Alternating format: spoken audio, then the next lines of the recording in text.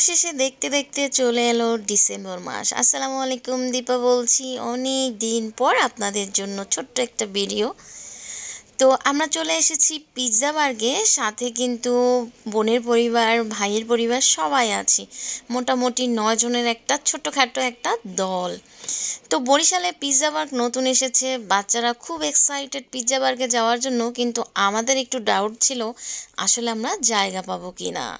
যেই ভাবা সেই কাজ, খুব কষ্ট করে আমি বললাম যে আমরা লিফটে যাই, কিন্তু কেউ অপেক্ষা করতে রাজি না।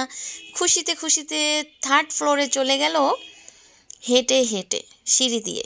আর এইখানে কিন্তু আমি ওই যে ভূতের গলির মসজিদটা আপনাদের দেখাচ্ছিলাম। এই যে দেখেন পিৎজা বার্গের অবস্থা, বসার তো জায়গা নেই, ইভেন দো দাঁড়ানোরও জায়গা নেই। এই কারণে আমরা চলে এসেছি লিফটের সামনে।